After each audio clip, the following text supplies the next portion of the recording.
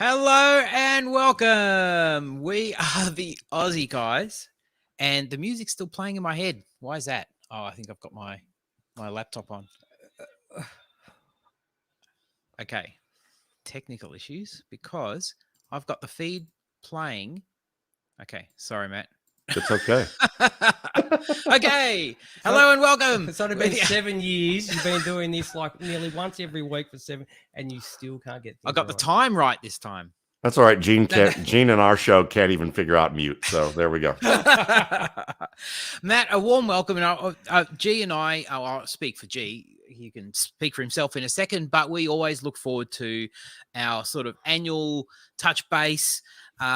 It's an honor. It's an honor, and it's fantastic to read the RSP, which we both well, I won't say read, not every single page, but it is a fantastic publication, and absolutely, if you are not familiar with it, then where have you been? But a lot of errors in there, though, in the wide receiver. A lot of errors in the wide receiver. Guys are wrong numbers. I don't know what Matt's doing this year. I have no idea.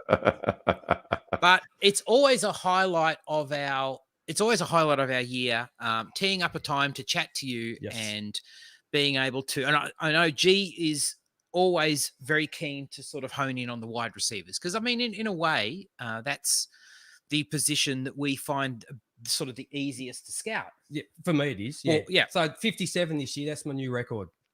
57. Look at that. Yeah, very nice. How many did very you nice, do, Matt? 65. Oh, he beat you. Yeah. That's okay. I mean, that's all right. I thought he may have tripped over the RSP that he printed out there, you know? Yeah, there's a few bits of paper here, Matt. I've got them divided into categories this year, like the guys that your top 10, guys that I like sort of I heard you speaking about like guys that interest you, and we've spoke about these guys every year, and I seem to get them wrong because I'm looking for those 6'3" athletic guys that never turn out my way. The guys that you've got wrong, I've got a pile of that.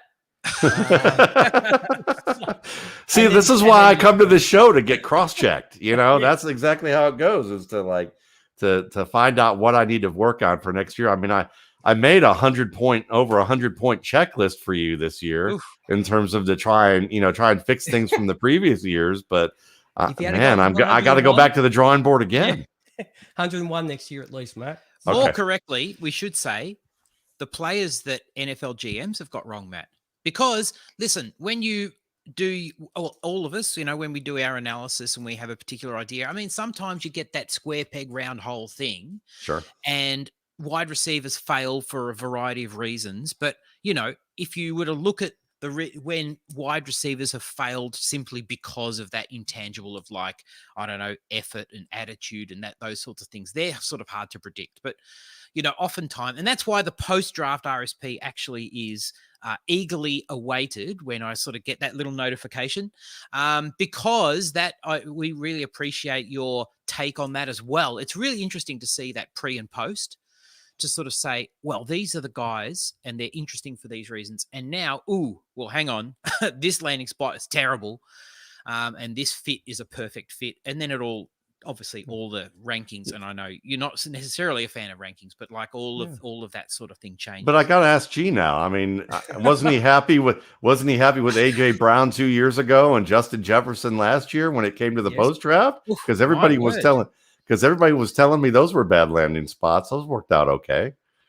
No, they did. They worked out very well, actually. Oh well, I'm 1 for 50, so that'll be okay. I also find what I miss out a lot, Matt, is that in the past, is that because of what AJ was saying is the attitude. Like I found that I like to think that I haven't got it wrong based on what I watched, but more that once I get to the NFL, their attitude or their past seems to hold them back in some way. How do you compensate for that? Yeah, I mean, I think it's hard to be able to compensate for that, because unless you interview these guys and actually have skill with interviewing them and understand what questions to ask and what's any type of predictor, or work these guys out and or interview the people around them, you don't have an idea. So sometimes you understand that you would go to the scouts, go to the school and ask, what's his work ethic like? And they'll tell you everything that you want to hear, because they know that if this guy gets drafted highly, they can recruit more guys who got drafted in the first 2 rounds in the NFL. And that's a selling point for them. But then there's other guys who are honest about it, or you can ask around and do things like, somebody told me the other day, Rick Saratella of the NFL Draft Bible, I had him on my show, and he said, listen, you can ask around and say things like, like last summer, I asked all the BYU people who would, and this year as well, who would you like to take with you to the NFL? Who would you like on your team? Anybody you want to name? And every BYU player gave an answer, and none of them answered their quarterback, Zach Wilson. So, which is an interesting thing when you consider that if you ask, 15, 20, 25 people, and not one of them named the quarterback, who might supposedly the most important player on the team, and maybe the second player taken on the board, that's interesting. So it's those types of things that it's hard to account for. But what I try to do on the field, at least, is see if there's a consistency of effort and consistency of improvement in some area, because if they're working at their craft and you're seeing development over the course of 2-3 years, then you can have some level of confidence that they're going to work at the game and they know how to work at the game. But if they're leaning solely on their athletic ability and they fail when they face defenders who actually have some sophistication to their game and look like they project well to the NFL, or have athletic skills in the NFL that demand a level of technique and conceptual knowledge that they don't have, and they don't develop it during their college career or aren't even moving in the right direction, those are folks you worry about a little bit, because you realize that they might just think that I'm athletic enough, God's given me these wonderful talents. Devontae Parker, when I remember him being asked how was he and what did he expect, or what was, how's his game the way it is? And he said, God-given talent. Didn't talk about work, didn't talk about anything else. And it took him a little while. He figured it out, but it got some people pretty impatient. Was it 5 seasons? He worked it out? I think so. I mean, he suffered the equivalent of the plagues in the Old Testament for maybe the for the beginning parts of the season. I think maybe then he saw the burning bush and decided that maybe it was time to see the light, I guess, and do some things. Without a doubt. I feel like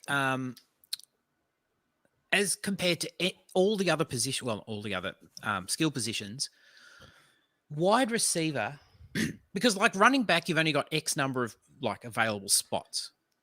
Wide receiver, you've got a lot of opportunity in the NFL. We're seeing a lot of guys who are kind of getting to the twilight of their careers, and a lot of depth charts that are open. And the last few wide receiver crops that have come through have been really good. And I feel like my impression, although both of you guys have got much more, authority to say yay or nay on this, but I feel like my impression... Don't put me in Matt's category.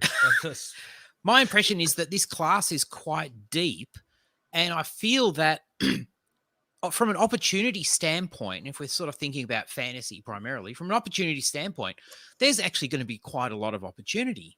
Whereas if you're talking about the backs, then, some of them will find, sort of plumb landing spots, and then it kind of like the opportunity kind of dries up, and many of them might not make the 53. But wide receiver, you feel like, well, there's lots of opportunity, and with a deep class, it sort of feels like there's going to be lots of chances for guys. Yeah, I don't know how G feels about this, and I'm curious to see what he thinks, but I would bet that he's looking at it, probably half of the players on this that he evaluated, he probably feels like they have a shot to at least contribute in the league. I mean, that's kind of how I feel, is that I have about 28 to 29 players that I looked at that I felt like there may be one or two things away from at least contributing, maybe not starting, but that's a lot. And it's one of those things that when you look at it from that perspective, it's because there's also really good players at the top, and then there's these intriguing slot players that could kind of go either way because where they land, how they're used, that kind of thing. I feel like that this is one of the richest classes, maybe not at the top where I think there's good players at the top for sure who could compete with some of the best players from the past 2 years. But I think just overall from a volume of players who are available, it's the richest class we've seen in quite a while. And after I finished the RSP, I told my wife, if I get arrested, it's because I saw a wide receiver somewhere in public, like at the grocery store, and I just walked over and punched him out. I mean, because this is always the hardest chapter to do. And by the time it was over, if I saw somebody who looked like a wide receiver, I'd probably have jumped them. Yes. You end up with one of these though, Matt. If you don't do it properly, you end up with a cask on your hand. See, there you go. I'm glad that you and AJ brought that up. Is that with the depth of the class, like how many? Like you've got, is it 10 or how many? Is it 10 or 11 in your first tier, Matt? 12. Is it 12 in? It might be. It's pretty close. How many really good guys are in? Like hard-hitting question. How many really good guys? No, but startup NFL players are there. Like we talk about depth. Starter quality. And depth means different things to different people. Yeah. But I mean, starter quality wide receivers that you looked at. Yeah, for me, let me look at this and see what I have tiered up because I was looking at something a little bit different here. But in terms of tier 1 guys, all right, so I have 4 players in the first tier, but to me, that tier is guys who should start right away or have the ability to start right away. Right. Then I have, and really actually 6 players I have at that. Then I have tier 2 players. These are guys that could contribute right away, probably as the 3rd or 4th wide receiver. And I have a lot of guys there. I mean, probably about 16 players. Now, I don't think all 16 of them are going to do that because draft capital dictates a lot too, and fit. But these are guys that I think you'll see. There's probably 22 players who I would think should see some amount of playing time that you're thinking, wow, in a year or two, they should be competing for an opportunity. And then I like to joke around about my unscientific attrition factor. So if you divide that by 4, you're probably looking at 5 players who are going to be qualifying for all of that. But that's, injury, knuckleheadedness, whatever, don't know how to work, don't understand that they can't rely on their talent alone, that kind of thing. But yeah, 22 overall, that's not bad. So how many guys, like I found this year, Matt, more so than any other year that we've been talking, that there's not one, number 1, number 2, number 3, number 4. There's like, I found like 1A, 1B, 3A, 3B, like guys that are so close that you just don't want to divide them. They're the same entity. They might play at different positions, but you just think, mate, that I can't put this guy here and then put this guy behind him because I don't think he is behind him. So for me, there's been a lot of like 1As, A's and B's. Welcome to my recent world in terms of how that's been for me for the past 5 to 7 years. This year felt that way too, but except for the top guy. I felt like the top guy was fairly actually the top 2. I felt like that there was a fair bit of separation between those two. Well, that's why I said 1A, 1B. Yeah. They were the first. I watched Jamar Chase, then I watched Jalen Waddle, and I've gone, I had my piece of paper. Who sits on top? So I just put them alongside each other. There you go. I like it, but I had one over the other for sure. Yep. But to be honest with you, before the end of my period of doing this, Jalen Waddle was my number 1 player for months. Yep. Until I watched a little bit more Chase and saw enough of some things that I had unanswered questions about that led me to put him a good tier above. Really, I mean, like I could have made if my tiers were different in terms of the scoring of the grade, Jamar Chase might have been like, I don't know, he could have been 1, and then Jalen Waddle would begin to the 2nd tier, and then the 3rd tier would have been, so if we're going to be really honest, maybe the first 2 tiers really are the first 6 players, and there's 5 in the 2nd tier and 1 in the 1st tier, and that would be your number. Yeah, well, look, I said you've made a lot of mistakes, but I'll give you the first 4, mate. I don't know how we do this, but every year I have you on, we have the top 2 or 3 at least in exactly the same order, and you've done it again this year.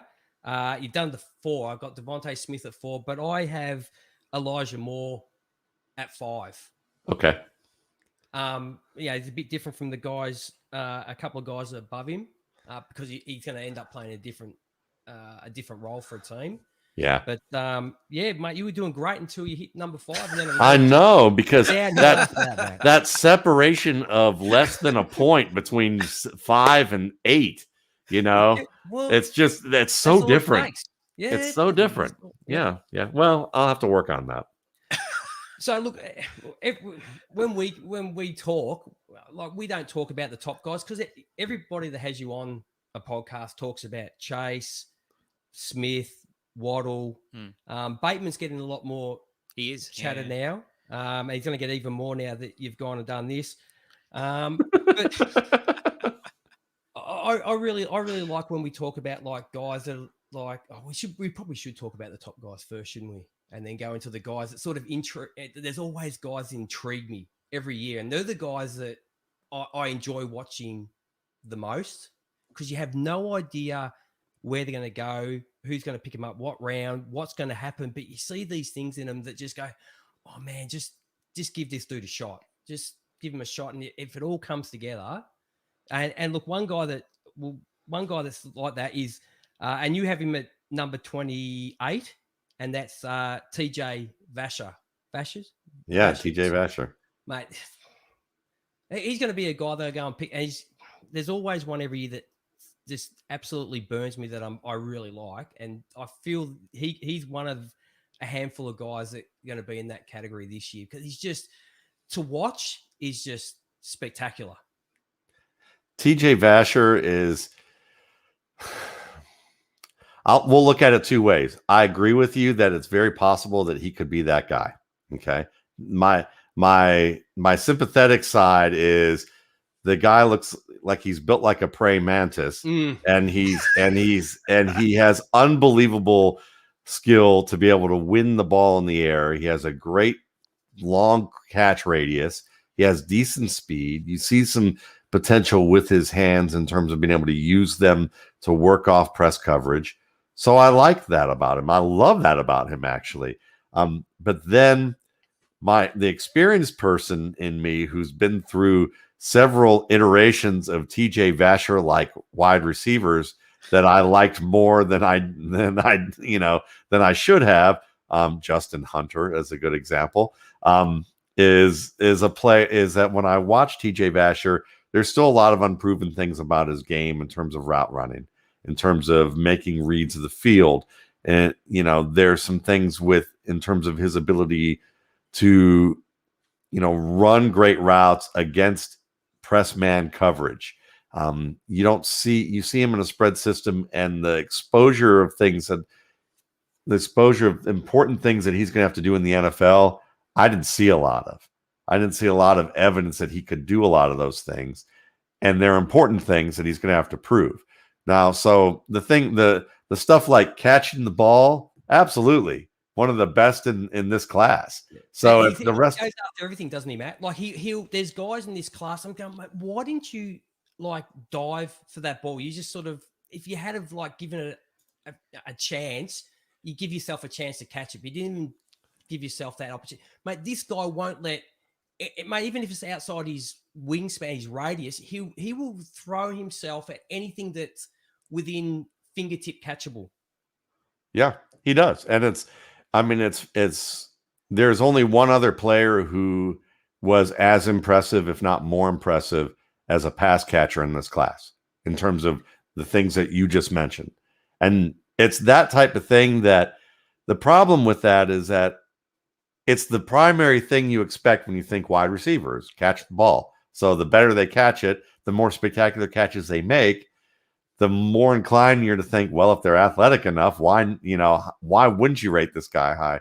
But there's a certain level of depth where you have to place importance on other skills, like how does he get in the position to be able to make the catch, and is he running good routes? Is he getting in the places he's supposed to be? Is he has experience with different types of coverages. And, you know, for me right now, when I look at his game, I mean, there's some things like the release footwork I like, but I want to see him, but I haven't seen him in those situations where he's going to have to, where he could prove that he could do this against NFL level players. He wasn't put in those positions enough. Yeah. So yes, like ranking wise, he's going to be low, but in terms of the write up, I'm with you because it's more like there's a lot of promise there with him.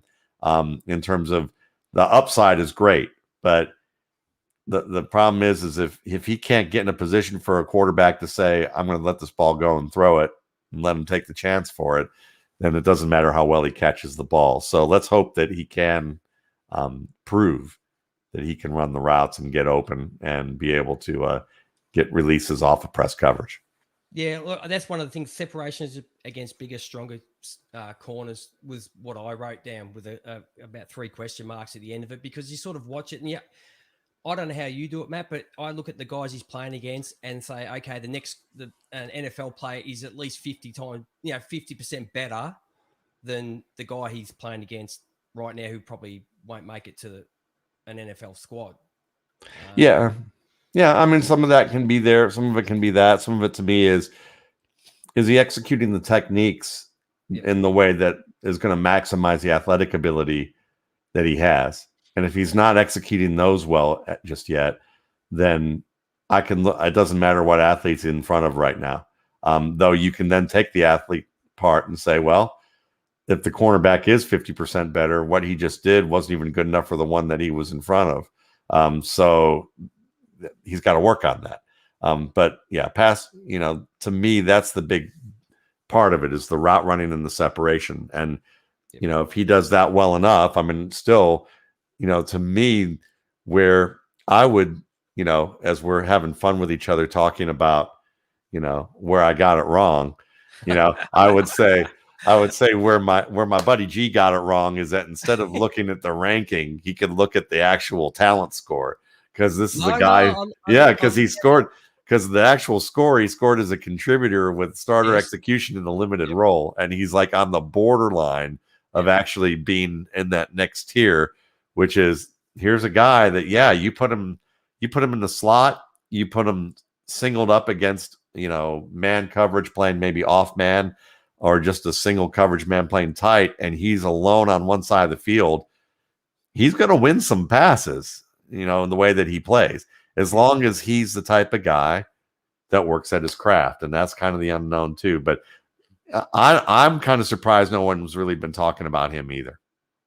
There's a couple of guys like that. And we won't talk all about them straight off, because we'll leave a couple from a bit later. But look, your top 10, you have Jamar Chase, Waddle, Bateman, Devontae Smith, Kadarius Tony, is it? Tylan Wallace, Terrace Marshall is someone I want to speak about, Matt.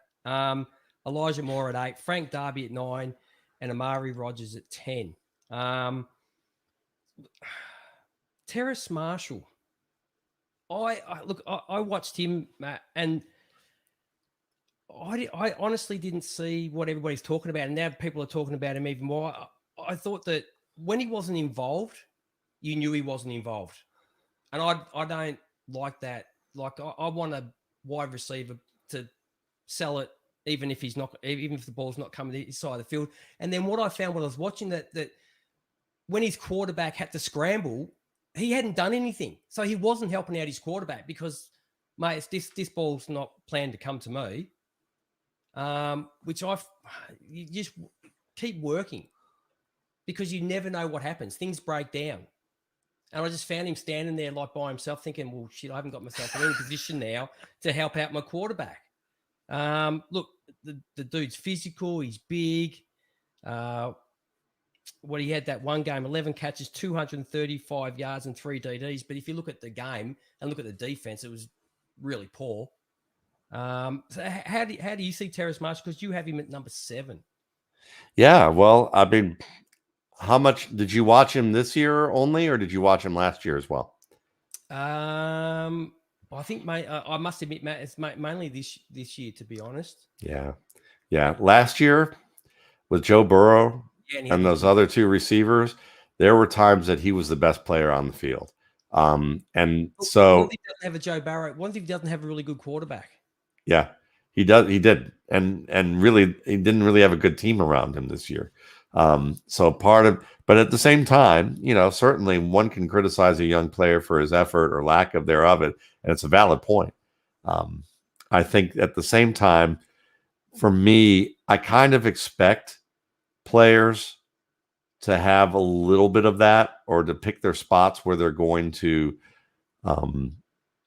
maybe kind of tone down the intensity a little bit on certain plays.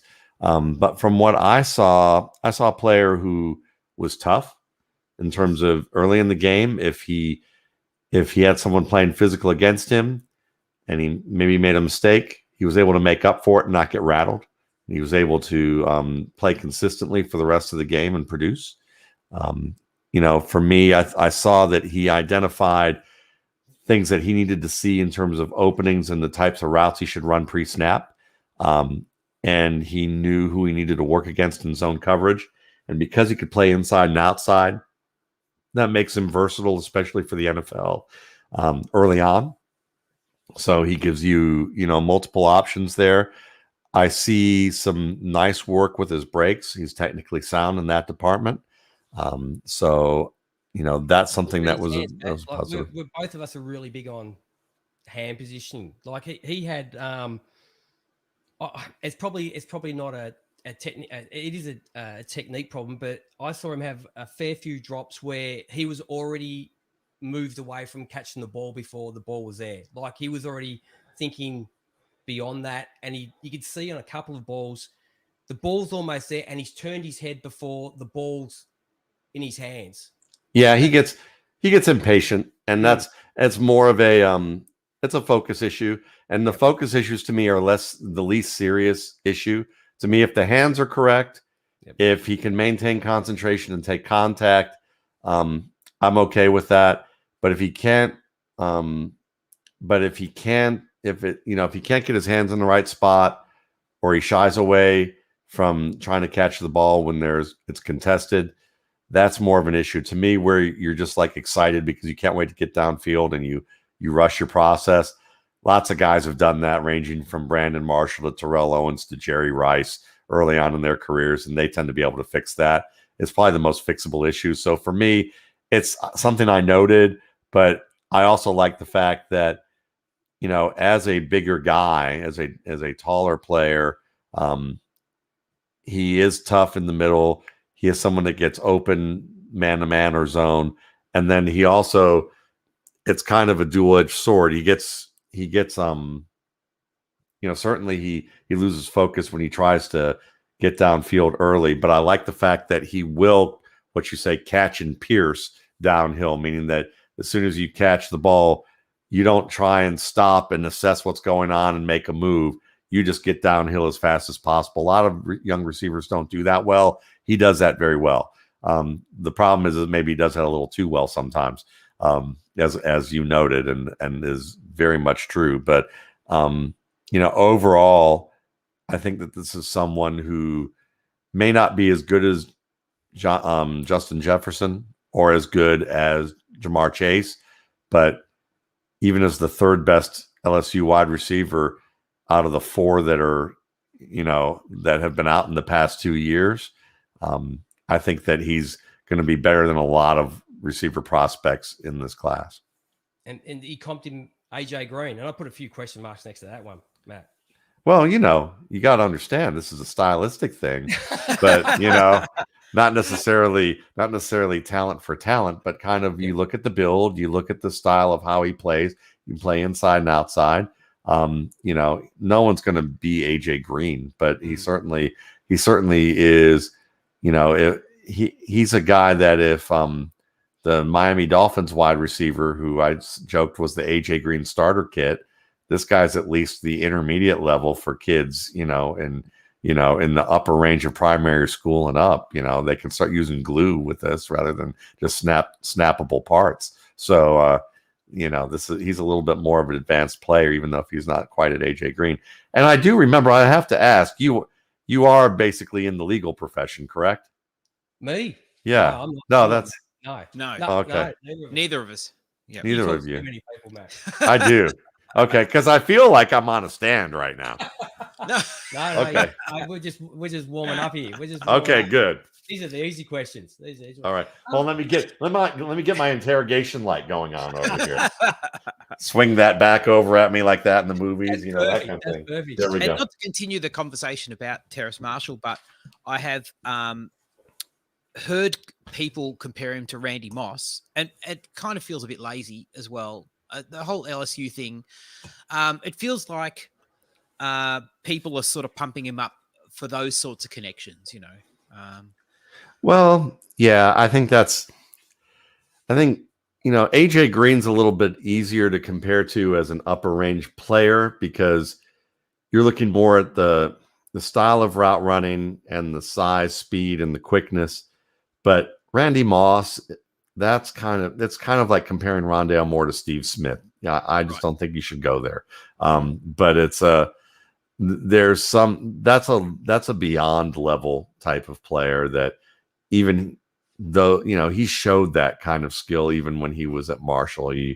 I just don't think that I don't think he's that good of a route runner. I don't think he has that good of a skill in terms of winning the ball in contested situations.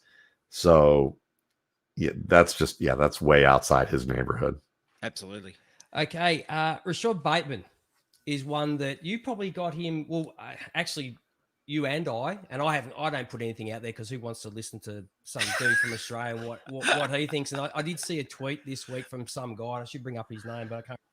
Saying, all these people out there that think they know, how to judge talent, and outside of he's talking about outside the guys like yourself, Matt. I'm thinking, well, and then I look at his header, it's got analytics, and I go, well, there you go. But film people, but mate, that's I don't understand why people do that. So there's 50 people out there having their two bot, but mate, that's whole part of having getting involved and doing it and having your say and. I got started that way. I mean, there were lots of people who were like, before analytics was analytics and it was just actual analysis, just using, numbers and, things people do. Yep. When I would start presenting material, people would be like, well, did you ever play professionally? Were you ever a scout? And certainly they're valid questions for sure. But at the same time, now I've been doing it 16 years and I do it full time now because people buy my work and keep coming back to it. So even if I get half of them wrong like this year, it's it's one of those things that it doesn't bother me anymore because it's kind of one of those deals where everybody has to go through that. That's the barrier to entry, is to have people who just sit there. And it's like going to it's like if you were a singer and you went to there are certain clubs in America where they boo you off the stage if you're not killing it right away, and you have to pay your dues. And I think that this is part of the dues paying sometimes, is that you're gonna have people who go off on you in that regard. And when you say analytics, sometimes, especially media analytics, sometimes that kind of just totally null and voids any type of worthwhile thing that they had to say.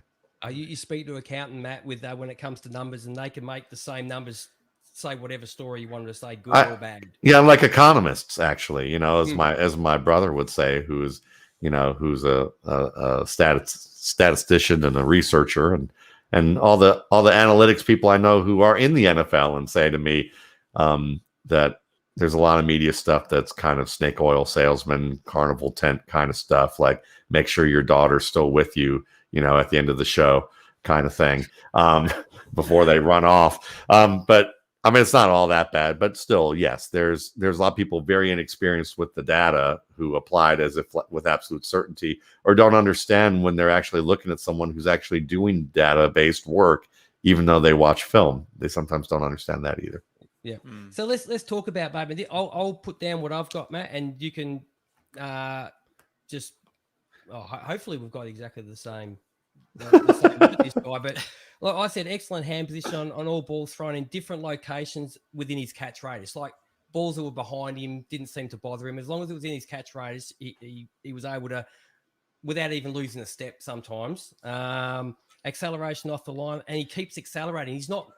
He's quick, but he has what I call torque. Like it just keeps getting faster the further he moves down the field. Quick feet, stop start on a dime, willing blocker, works the top of his stems, instant change of direction, knows where his feet are all the time on plays. And what I did like about him on some of his catches, Matt, or a lot of them, he gets 2 feet down, not just one. Right. Which is great straight into the NFL. Footwork and acceleration, the strengths of leverage to get separation at the line of scrimmage. Hand catcher, even when he doesn't need to. I love that, Matt. Like he could take a ball on his chest, no problem, but no, he doesn't. Everything's in front of him. Even if it's right against his chest, it's still hands first. Strong hands, contested catcher, lines up on the outside, inside, comfortable with both. Good contact balance, yards after the catch. And he can beat you with angles, which I really like as well. It's not just based all on speed. He's very quick at working out the right angle. Yeah, I love it. And that's a great evaluation of him. And, you know, the thing that I would add is that this was a player who was probably somewhere between 15 to 20 pounds heavier last year or 2 years ago, but he got COVID last summer and he lost a lot of weight. And he came in last year and he played in a system that they used him differently. They used him in a lot of fly sweeps and jet sweeps and horizontal stretching type of situations, and didn't throw the ball as often to him in the deep game in the way that they did in 2019. And he was a different looking player in 2019. He had trouble putting the weight back on because he really had difficulty with the illness. He just added the weight back, some of the weight back on. He said he's about halfway there. And he had a fantastic pro day workout that kind of shows where he's heading. He reminds me a lot of a combination of Keenan Allen and Mike Thomas. If you know, in terms of what he can do, because he's very quick, very good after the catch. He can be physical. He's not afraid of working in the middle of the field. What I really like about him is his ability to win off press coverage, work inside, and have the concentration to make the catch with a linebacker or a safety in the pathway of where his break is headed and be able to avoid those guys or to be able to take the hit. And his after catch ability reminds me a little bit of Cordero Patterson. He's not as good as Cordero Patterson as a runner, but I don't think there are many that are. But he's above average in that respect for an NFL player at the position. So if he can gain the rest of the weight back and play at the size that I think he's capable of, which is about 210, 215 pounds, you know, he could be a dynamic player both in the slot and outside. The one lapse I did see with him as a pass catcher, and it's a small thing, but occasionally when he extends for a ball, he doesn't have his hands up together right away, and he ends up having to clap onto the ball. And as we've talked about with hand clappers, that you know, they fight the ball a little bit. And it doesn't happen a lot, but it happened a few times in games that I saw, and it was always the same situation. So he's just got to work on that one thing. The old double clutch. Yep. Yeah. So outside in your top 10, Matt, is there someone in there that you, before going into it, you didn't think, mate, I didn't think this guy was going to make my top 10, and after you've done the evaluation, you've gone, damn, he's in my top 10. It just worked out that way, because you must do it, look back at it and go, oh, I didn't think he was going to be there. Yeah, I would say probably Elijah Moore, Frank Darby, and Amari Rodgers are the three that I was kind of surprised that were there. Because, you know, Tony, I liked Elijah Moore is someone who I heard a lot about, and I liked him as a slot receiver, and his ability to get open in zones. And I wasn't sure about the speed. I thought he had good quickness, but wasn't sure he had deep speed. And while I like his ability to win the ball, you know, you didn't see dynamic Steve Smith plays, even though his coach Lane Kiffin is touting him as the next Steve Smith, because again, it's going to be good for recruiting probably to say that kind of thing and raise his draft stock. But he doesn't make those kind of contested catches in that spectacular of a fashion in terms of physical play. But he's probably the most consistent pass catcher in this class. I mean, I think he's Mr. Automatic catching the ball. Yep. And I think that his ability to win in tight spots and get open in those zones will make him a valuable red zone player. I don't see people putting him on the outside like they did Steve Smith. But I could be wrong about that. But I think what surprised me more than anything is that he did show the ability to win in tight situations. And with the speed that he does have, it gives him a little bit more upside and versatility around the field and in certain situations where, yeah, you can feature him outside in certain looks, even if he's not going to be that primary go-to player, that primary receiver like a Julio Jones, AJ Green, Steve Smith type. Yeah, and you had the comp of Jarvis Landry. That's the I'm not very good at comping people, but when I saw Jarvis Landry, that was the person that popped in to my head. Yeah, just a little faster. Yeah. Like Jarvis Landry when he came out, or when he was coming out, the only reason I noticed him is because I was watching Odell Beckham. I'm going, man, who the hell's this other dude running underneath, getting absolutely pummeled and holding on to the football? And that's the same comp I had for Elijah Moore. So, and you had the Danny Woodhead, AJ, being the old nice Chargers guy. Yeah, kind of because I feel like the way they used him as a receiver out of the backfield a lot, you could see that because they showcased him that way at Mississippi, a team with some imagination might decide that in the red zone, that'd be a perfect place to put him so that they could, find matchup advantages by starting him there, then maybe putting him on the wing or putting him in the slot, and they could move him around enough. And he's a sharp enough player to be able to do all of that, even if he's not as nearly the runner that Woodhead was. He isn't. I think he's more of he's a draw play runner like Woodhead, but I don't think he's as creative. But at the same time, he has enough quickness. He knows how to use his pads. He'll get the yards that they give, that the blockers make for him. And I think that it's enough that you can put him there to use him in a variety of ways as a receiver and to create based on what the quarterback sees pre-snap. Okay, now guys, we're not just talking about wide receivers as such as where they're going to land up and be actual NFL players. We've also got people who listen to this, Matt, well, more so because they want fantasy, and it's going to get to a point in the draft where someone like Rondell Moore is going to be on the board out of Purdue. How did you see him? Because I found him. He's got a good step. He uses his angles more than explosive speed. I think he overdoes it a little bit too much dancing on the line of scrimmage. Like sometimes I think if the rain was coming and he had an umbrella, he'd be looking like Fred Astaire. He's used in a lot of ways at Purdue, and I sort of thought, oh man, is he going to be one of these guys that like the gadget guy that everybody really likes him as a receiver and they use him, but the gadget guys just never seem to pan out in the NFL, Matt. We've seen a ton of them over the past years and they just don't seem to, I don't know, produce what you think they're going to produce when you watch them on tape in college because of the way they get used. And I understand how people can look at him and see and fear that he's a gadget guy. And there's a real possibility that a team may decide to do that and then just limit him in that way, and then it turns out bad. But I think he's a lot more than a gadget guy. And while I would probably disagree with you about about the Gene Kelly dancing in the rain thing, because when you watch the techniques, they're actually very skilled techniques that he's using.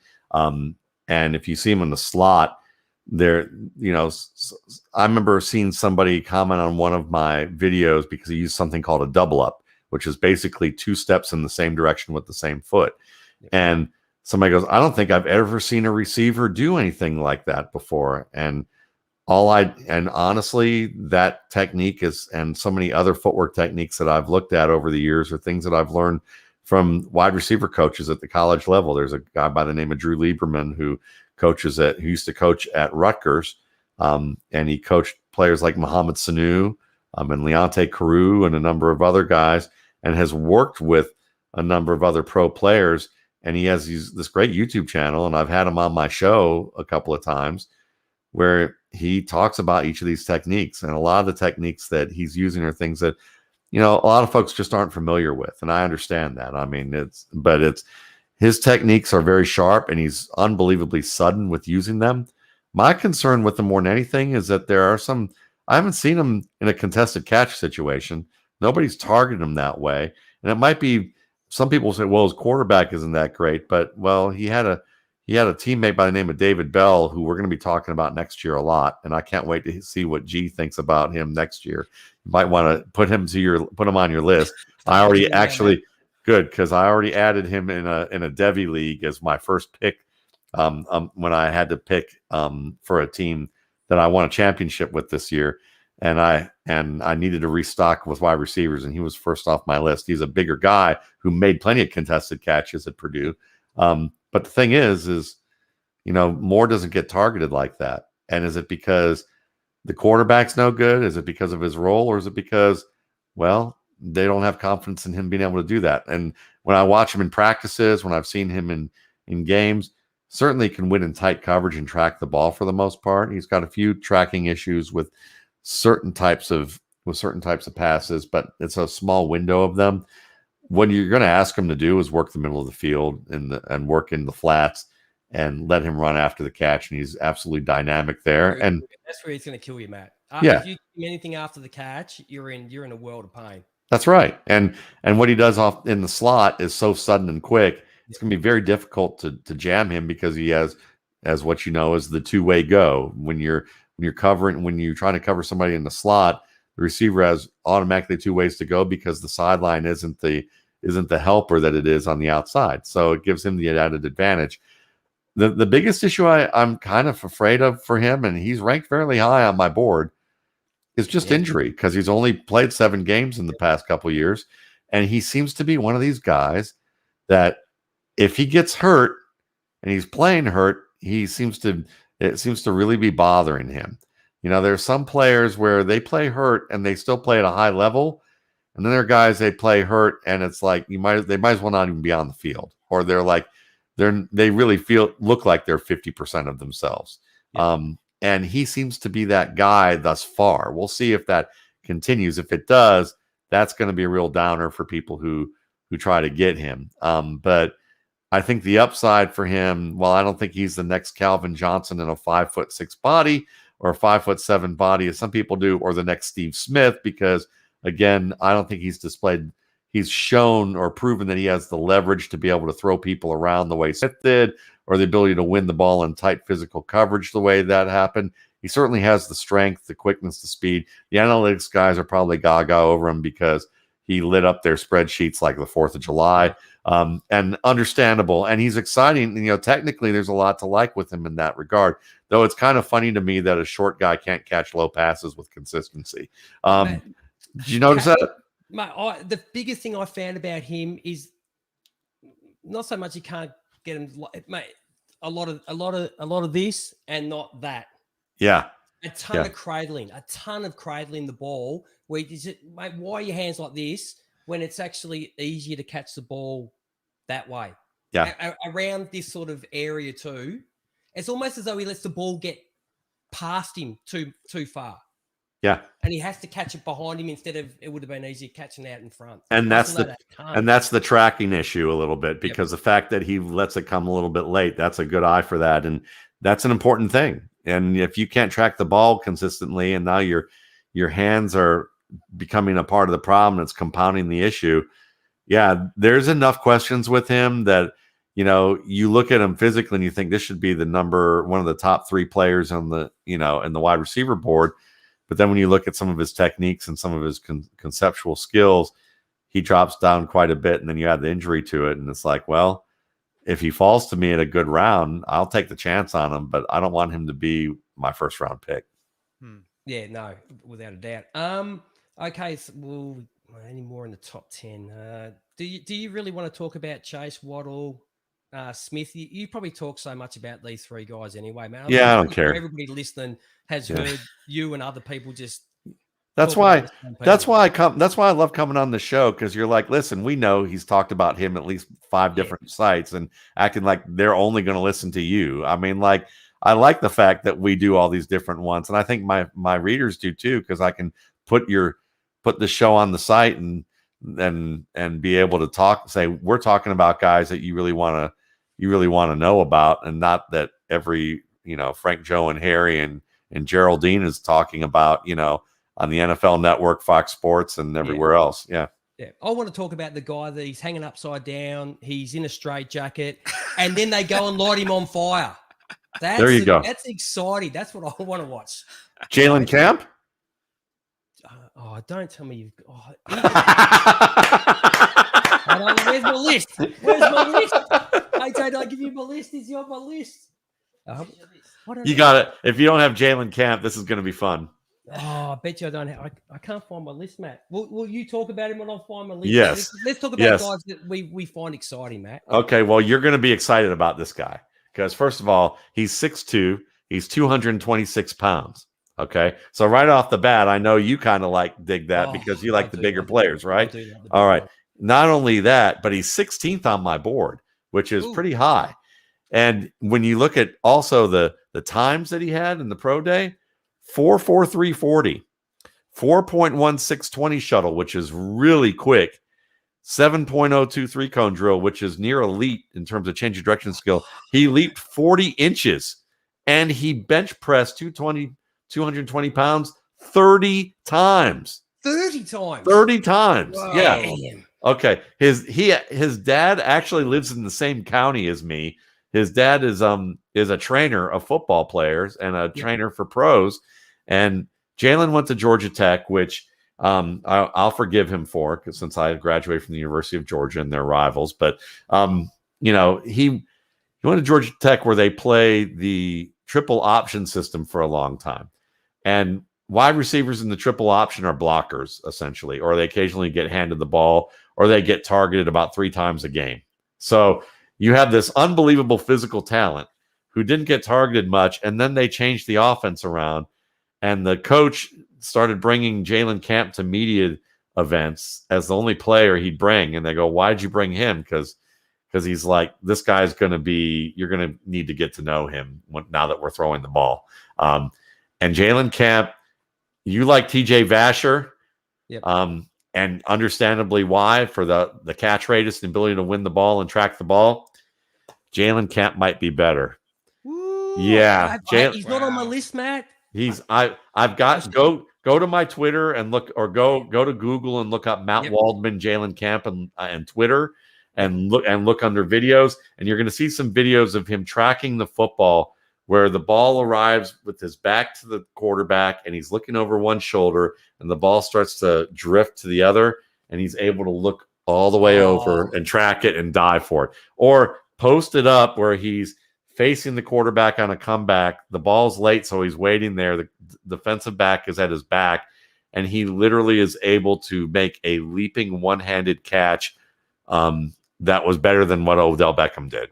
I mean, it's not the way back like this type of thing, but the way that he caught it was as or more impressive in terms of the way that he had to go up and win the ball and still stay in bounds. He has excellent hands, excellent tracking. He's big enough to look like might as well be like Eric Dickerson's long lost cousin in terms of size. But it's just the questions are, how advanced is he running routes at this point? His breaks are a little awkward. He needs to work on that, but he certainly has the ability to bend and flex the way you need to run the routes right. But he's a guy that, just from a catch standpoint and an athletic standpoint, the other things those are the things that he could do are hard to teach. And the things that he doesn't know how to do are things he can learn. So I'm excited about what's going to happen with him. Mate, I should have done 52. If I had done 52, there you go. I would have been all over it, Matt. Can I give you another one? I want to see if you did this guy. Yeah. Or are we gonna? Because don't do it to me. Can I just tell you my guy so I know? Yeah, sure. No, you Good. go. Okay, I'll do one. But because I'll get this guy out of the way because he's another one that you need to know about, and you probably didn't get to see him because he was a real football player, and then decided that he wanted to play American football, and tried out and walked on to University of Central Florida's special teams unit, and then developed as a wide receiver. His name's Jacob Harris, and Jacob Harris is a fairly big receiver. I mean, some people thought he might be a tight end, and he actually. I'm going to have to look up what Jacob Harris did, what his pro day was, because apparently I haven't even looked, but I was told it was unbelievably impressive, and I didn't need to really see it because I studied enough of him that he he showed real development. Like there were moments that he looked like an NFL starter. You got it? No, look how many guys are on my list, and those last two not on there, Matt. See, I'm getting you back for telling me I got half of them wrong. So that's what it is. But let's see. I selected a special subscription offer with the wrong site. But when it comes to, let me see if I can find it here. There it is. This might be good. This might show it a little bit. So Harris. Boy. Wow. I'm just looking at his pro day. Yeah, that's what I'm looking for. Tell me what you got. What did he have? So his 40 was 4.44. Yeah. His 3-cone was 6.51. Wow, yeah. His vert was 40.5. And he's broad. They haven't said what his broad jump is on this clip, but I'm watching it and it's like, oh my goodness. So here's the thing about him. When you watched him during his career, he didn't look anything like that athlete. But that's the thing. He was learning how to run routes. He was learning how to release from the line of scrimmage. The only place where he looked like that type of player was when the ball was in the air and he was downfield and making the catch, because he was graceful. He made it look effortless. He could win contested catches. He had reliable hands. And then as the season went along, there were isolated plays where you're like, oh, he's not thinking about running this route anymore. He's not thinking about performing this technique. And he looks like an NFL starter. Like he looks quick. He looks fast. And it would jump out at you. And then it would submerge again when he had to do something he wasn't comfortable with. But the fact that you're seeing that, I have him rated fairly low. But what I've kind of told people, I believe with my thing on Harris, was he's rated low, but at the end of your draft, you better draft this guy. Right. You better get him, because this is that guy that a team like the Packers will pick up in 3 years. He's going to be, he's going to be that next starter that nobody had ever heard of. So yeah, Jacob Harris, where do I have him? I have him ranked 39th. And this is a guy that, I still think that, maybe in 2 to 3 years, he's going to be a valuable contributor. So those are two guys maybe you didn't hear of, but in terms of his size, what he does with his hands, the fact that he's learning this fast, is he like 7'8"? Yeah, he's 6'5", 211 pounds. I know that because in the brief sort of time I've just been looking, a lot of people have mentioned tight end, but he looks like a tight end. Yeah, he looks like a tight end because he's 6'5". Yeah, but those numbers right there pretty much scream he's going to be playing the split end position probably in the NFL, and once he figures out the things that he's supposed to do, it's going to be on for him. Oh, all right, I'll give you some names, Matt, because good. These are on my list. Before you give it to me again, we're even now. All right. You're kicking my ass. You can talk about any of these guys. I just put, when I'm watching tape, there's just guys that they're not going to be the next, Calvin Ridley or anything like the top echelon of guys, but they're just guys that I'm intrigued by what happens to them when they get in the NFL, because they have traits that can be used if they're used correctly.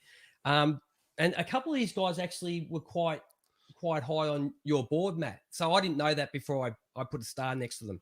I got Jonathan Adams, Donnie Corley, Brandon Smith. We talked about TJ Vasher. Imar Smith Morissette. Yeah.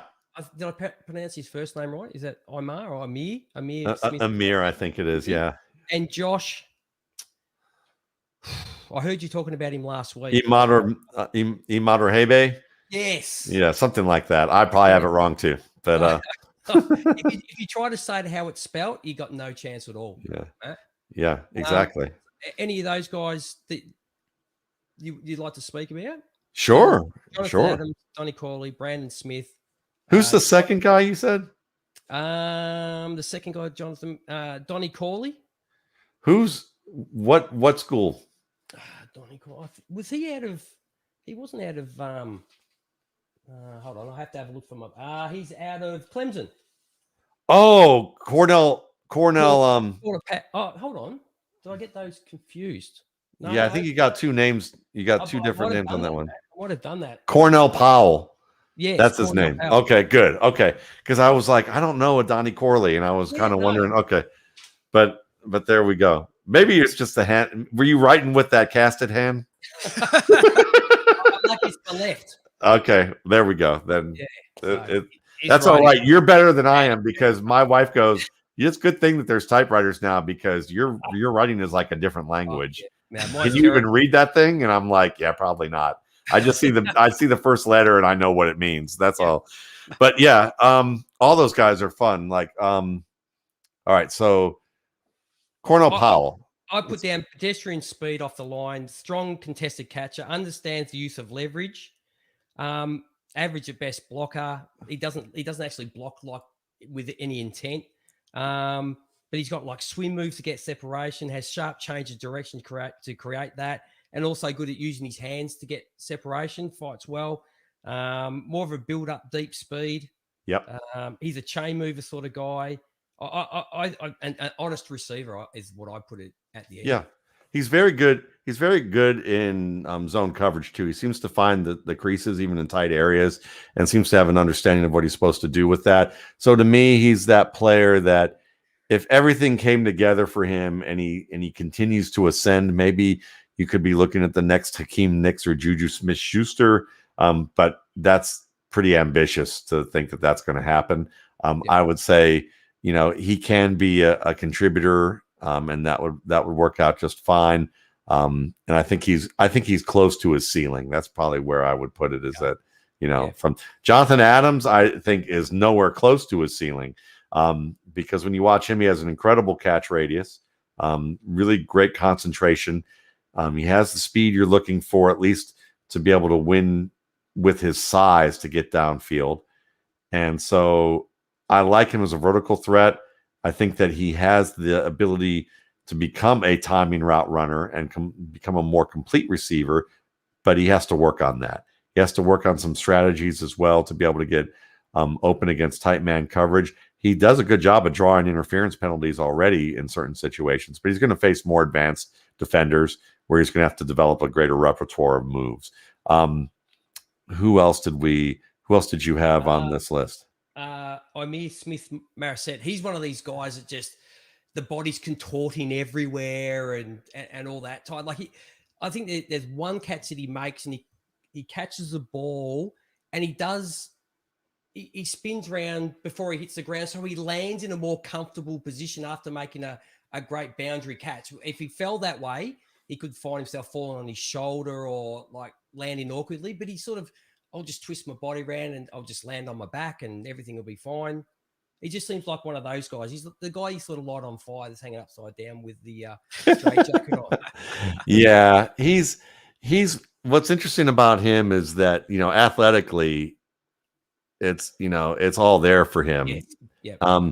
But the thing with him is that he needs to make the most of his suddenness right now. He doesn't do that. And so at the line of scrimmage, he should be scaring the bejesus out of defensive backs with pace changes and lightning quick moves with his feet. And it's just not there. He's not doing it right now. He's got to get better at that. Now he's explosive in space when he's got the ball, and he's fantastic in that way. He's kind of like a guy from last year who I rated fairly high for a guy that was probably going to be drafted late, which was Jeff Thomas, who had a cup of coffee with the New England Patriots in camp last year, who had very similar after catch skills, could go up and win the ball, and he was undersized with the ability to do that. So the thing is there's a lot of players in this class who have all of these traits that Ihmir Smith-Marsette has, and just better. And they're just better right now. So he could get better, but it's yeah, there's a little bit more ways to go for him. Brendan Josh, Smith. Brandon That's the Smith, one. yes. Yeah, I like this guy. And the only problem I have with him is that he doesn't have top speed. So he's really what he's trying to become is a possession receiver. But there's something to his game, his ability to win the contested catch. He's a tough blocker. He's a good runner. He understands how to run good routes. I think this is a guy that should make a roster. It's just a matter of how far he can ascend. And I think that if he can become a guy that really prepares well against his opponents and he wins the trust of his quarterback, he could be the kind of player like a Tim Patrick was, last year for the Broncos when Cortland Sutton got hurt and they leaned on him. But he's also, he's kind of in that size range where I could see like the old Keenan McCardle possession threat where he could become a, frequently high, kind of a high volume catch player in the short and intermediate ranges of the field who could occasionally win deep because he does adjust well to the ball and he makes clutch plays in tight coverage against defenders. Yeah, he just I've written down that Matt, that he just doesn't have that downfield speed. Yeah, it's the only thing missing, really. Still needs to work on his hands too, like just getting them closer together. Like there's enough space to drive a car through sometimes. Yeah. Josh Palmer's another guy out of Tennessee, 6'1", 210 pounds. How'd you view him, man? I think you had him was he in your top? He's in my top 13 to 14. Yeah. I think I like him. I think he's someone that you could play inside and work up the seams and work in the middle of the field, but you could also isolate him on the outside, much like Cornell Powell. I think he and Cornell Powell are very similar in terms of how they can be used, but I think Palmer's a little better and has a little more upside to him in terms of development. He's a little stronger of a player. I think he's a little faster. He's someone that also has a better feel as a runner. And I also like some of what he does as a route runner too. He may not be as good as Powell is in zone, but I think he's a little better than Powell man to man. And he didn't play with, a great quarterback either. So I think this is a guy that maybe have a little bit more in store for his game. He might be a better NFL player than he was a college player. Yeah, there's one play that I really particularly liked. He caught a ball down the right sideline, and he actually twisted his foot on an angle so that he'd be in bounds when he caught the ball. Like, it's just stuff like to have that awareness that you're actually catching the ball that's going out of bounds and to come down and not, if you put your foot down in the angle it's meant to be, he would have been out, his toes would have been on the white, but you can actually see him move his foot in the air so he knows that I have to have this running parallel with the white line. Yeah. Just stuff like that. It just shows awareness. Absolutely. And those details matter. And a lot of people think those are nitpicky details that don't matter all that much. What they don't realize is that's actually very important stuff. Well, I just think it's your brain being able to cope with a lot more than one thing at one time, which is I just got to catch this ball. Yeah, exactly. You know, he's ready to be a dad then. He's got to do more than two things, Matt. Let me tell you. That's true. That's true.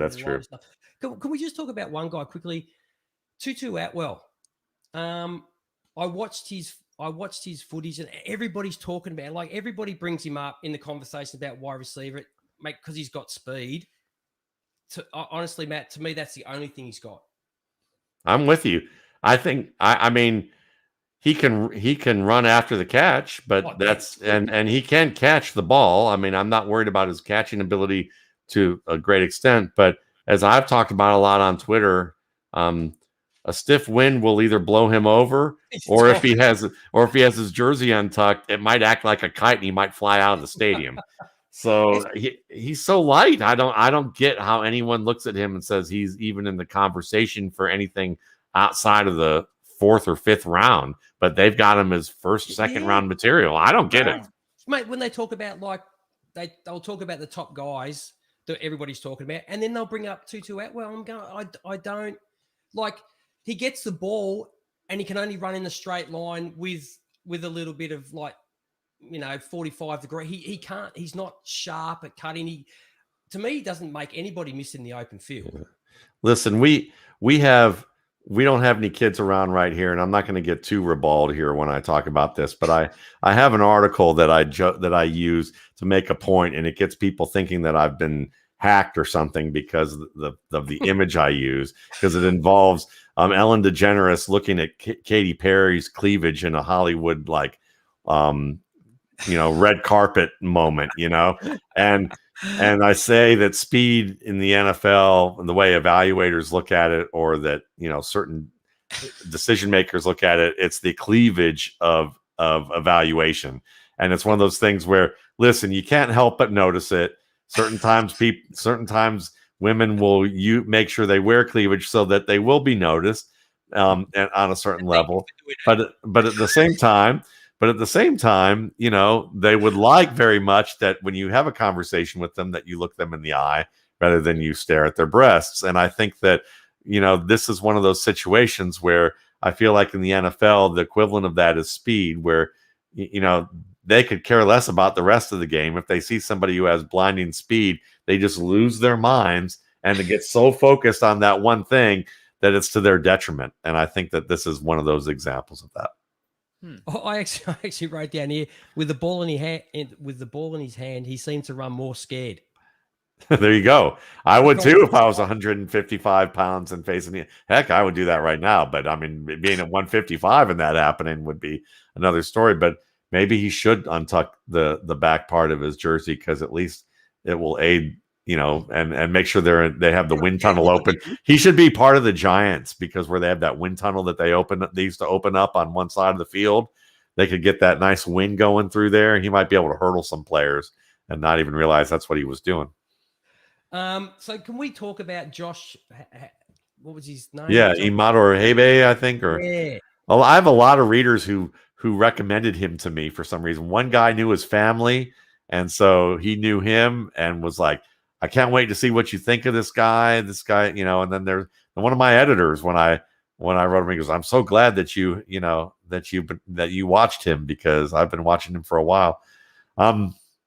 He's one of the most intriguing players in this class, because you comped him to Des Bryant. Because he's big and strong,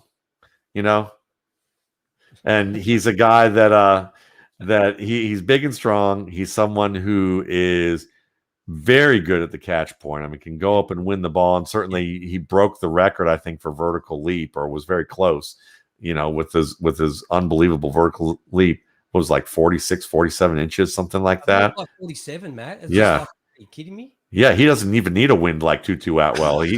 Shoot, but he's someone that can go up and win it. He's strong. The big knock on with him is that he had a lot of drops in his junior year.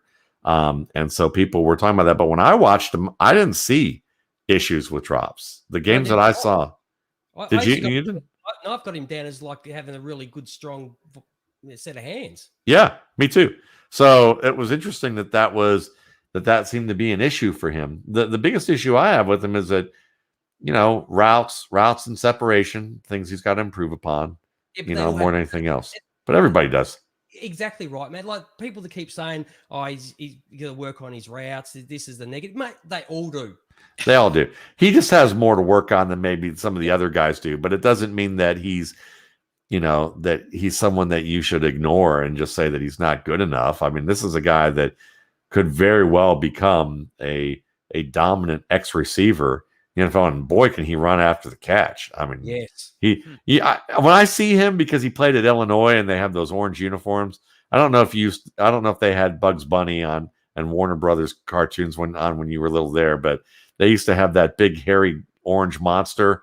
And one of the Bugs Bunny, I don't remember what his name was. I always forget, but he was this big, big old monster who was like just orange hair everywhere. And for some reason I think of, when I see Imador Hebe, I kind of think of that, because he looks like a monster of a player, He's a guy that we've spoke about before, Matt, what I said, which sounds stupid, that you can look quicker and slower depending on what uniforms you're wearing, which is a really good thing to say. And there are times when I went back and I looked at him again last night before you came on today, and I looked at him and going, man, sometimes he doesn't look that quick. He looks a bit cumbersome. And then you see him in a totally different outfit and go, damn, that dude's got some speed. it's the most, and I reckon he looked the slowest when he was wearing that all orange uniform. Maybe that's what it was. I don't know. Or he looked unbelievably powerful in that moment. He looks huge. Yeah, he is huge. So, yeah. I mean, yeah, I'm with you. I don't know how a team wouldn't take him in the 4th or 5th round. And he'll probably be available in this draft in the 5th or 6th. And people will be like, wow, this is going to be fun to see how he performs. I would certainly take the chance on him there without a doubt. This is a guy who'd probably be a major sleeper in a lot of other draft classes if we didn't have as many of these players, this depth that we talked about at the beginning of the show. And mate, if you look at their offense, I wrote down here, Matt, come from a passing offense that hardly put up a 200-yard game in the passing offense. Yeah. So what do you expect people in, like receivers to do when, your offense is not even putting up 200 yards in passing? Exactly. And, you'd like to see him in situations where maybe, where he's actually getting enough targets and displaying some of the other types of things he can do other than just jump balls or run after the catch type of targets. Yeah. Someone else I got a star next to, man. I think this has been the last one that I've got a star next to, and that's Austin Watkins out of UAB.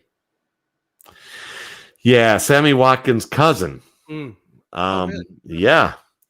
And Austin Watkins is, I think he's well put together. Obviously, he's someone who wins at the catch point. He has the build-up speed to deliver in the vertical game. And with the help of play action, he can be a guy that probably can get somewhere between 25 to 35 yards down the field. I don't think he's maximized his physical upside. I don't think he's played to the level of strength that he has. He's going to have to work on his releases so that he can leverage that power and explosion that's in his game. Yeah. And if he does that, I think he could be a contributor, maybe the 4th or 5th guy. And if he shows that he can get faster, maybe he could be the 3rd or 2nd receiver in a lineup. But that's a big goal. As soon as the ball is secured, he's already making moves to avoid tacklers or looking for the best exit strategy. Quick acceleration off the line, quick feet at the point of catch. He's a one-step acceleration guy. Excellent functional strength. Yeah. Hard to bring down. Had poor QB play. Grasped the concept of using leverage, speed to take top off the defense. Has tracking ability at speed, which is quite unusual, Matt, because I found in this class that a lot of the guys, if they had to change shoulder to track the ball, they couldn't. Yeah. If it was coming over one shoulder, no problems. But as soon as they had to look for the ball, a lot of them struggled. Found themselves in a bad position to catch the ball. You overran it or whatnot. His footwork is enough to confuse corners on his intended direction. He's got a really good change up of pace. And create separation with his burst. So that's what you were saying, Matt. He needs to work on other ways to get separation besides just using speed. Yeah, and he certainly has some footwork. I've seen a number of different things like quick 3 foot release footwork or widening with his stems. He uses the stick move a lot. He has a hip shift that he can use, which is really good as an alternative to the stick. And there's not a lot of wasted movement in terms of his back foot, when he's at the line of the scrimmage. But he does have some inconsistencies with wasted movement out of his release. And so he's going to have to become a little bit more kind of tighten that up so that defenders can't see that he's telegraphing what he's doing when they play tight coverage. But overall, I mean, he was a guy that I felt like that you saw flashes of him play with a level of intensity and explosiveness, especially as a blocker, where if somebody got under his skin and like tried to bully him, and then he would respond, and suddenly you'd see the extra amount of intensity in his game would show up, and you'd think that's the monster you kind of want to bring out of him more often. Like you'd want him to be able to do that on a regular basis, and it just wasn't there. It was kind of like someone had to goad that out of him. And if he could leave, if he could find that extra gear in his game and he starts applying it to everything that he does, there's a little Juju Smith-Schuster that could be in this guy's game. Juju Smith-Schuster played with that level of intensity all the time. Watkins has that kind of physicality when you bring it out of him. Yeah, and look, the guys that I put stars next to, Matt, they're just guys that have traits that I'm interested to see what they can develop as they move into the NFL. Someone can bring out, more of that. One more guy, Matt, before we let you go, because I know it's getting late there for you. Okay. One more. Frank Darby out of Arizona State. Now, I've written down here he lacks sudden stopping power. He's a physical receiver, strong at the catch point. Really good at selling the route with his head and shoulder fakes. Strong against close check-in, ability to track the ball at speed. He's averaged in college 1.6. He has speed, but he's not a burner. Wins with his physicality. The one thing I did notice, if you go and have a look at the one-on-ones at the Senior Bowl, he got against a guy that seemed to have a little bit more strength. He did struggle to get the separation. You look at some guys he goes up against, mate, and he just tortures them. Seriously, fakes them, works the strength against them. There's a couple of times he pushes off that he might not get away with. But I was a bit concerned about when he had bigger, stronger, and which he's going to face every week. He sort of just struggled to get that separation, Matt. Yeah, I mean, I think too that can happen in practice. So I look at that. I mean, I had the same things, faster than you think. Yep. He's physical with and without the ball. He's a good route runner in terms of his technique and intensity. He reminds me a lot of Chris Godwin in terms of style. He's not as good as Godwin, obviously, at this point, but you can see how he could become a starter who could work a couple of different positions. He's not as versatile as far as for in the slot, but he's someone that, he's tough to bring to the ground. He can win the contested catch. I think he'll be a quick study as a route runner. Just give him a couple of seasons, and I think at that point he could be a viable contributor for sure. But when I looked at specifically, his releases, I noticed that part of the problem is that his stance is maybe a foot wider than it should be. Okay. And so as a result, he's not in as balanced of a stance that he should be in, and that extra effort that he has to make to get off the line, he's not as explosive off the line as he should be in terms of timing, because he's not coming off as balanced as he should. Those things, Matt, you say you get to the NFL and they'll work on them and fix it up. And yeah, that will happen because they'll see that. But mate, when you've been doing that your whole life, and I know from watching my son play tennis, is that when he serves, his back foot is so far behind his front foot when he serves that he literally has to drag it on the way up of the throw. He has to drag his foot like 2 feet. Yeah. And his coach has been working on him for 5 years, Matt, and he's still, because he's so worried about everything else that's going around, it's muscle memory has got to the point where he can't change it anymore. Yeah. And that's one of those things too. It's like, I don't know how much he works on it. But if he has a coach, obviously a fair bit. So mate, one thing he says about his serve all the time. Yeah. Together, and he'll do it for like 3 times, Matt. And then muscle memory will take, and these force, it's back to, and I think it's got to the point now where we just work on everything else. And there are certain types of skills like that certainly can be harder to learn than others. But footwork for football players is a little bit easier usually, because so much of what I don't know enough about tennis to be able to say whether the footwork or what you do with the upper body is what's easier or harder to do. But I know for football that footwork tends to be a little bit easier to learn. And there's also that environment of where a player like Darby knows that when a coach says, listen, you got to get this together, you're not going to be part of the football team, you might not be in the NFL, They're going to work on it extra. They're, you know, I worry about the muscle memory. It's the yeah, same catch a certain way. yeah. Like we spoke about with who was it out of Purdue? More. Yeah. It's Yeah. the same thing. Like you see it happen. It's not like a once or twice. It happens because for him it's just become this is where I catch the ball now. And and you strike me also as the kind of parent that you're not like, look, you know, you can't come home if you don't do this. Oh, mate, you know, I'm bad. Yeah, so I'm banned from his tennis. See, there you go. So at that point, see the fact that mom had the good sense to get you banned from the tennis in the first place is we know right now that the kid has a normal life and doesn't have to worry about whether he's going to be able to eat dinner when he comes home if he doesn't have his serve right. So, you know, so I think we're okay. We're much better off on your front, whereas where Darby might be thinking, well, what am I going to be doing for a living if I don't get this fixed? Yeah, exactly. So, Right. Okay, last question, Matt. We'll let you go. Fantasy football. Who you take? We'll give you who you take in the first. A wide receiver in the first that you want. Second, how many rounds? It's usually 4 rounds, and then your deep guy. So give me one receiver in each round that you'd be looking at in a rookie draft. All right. Well, yeah. Early rounds, obviously Chase. You know, he's the first priority.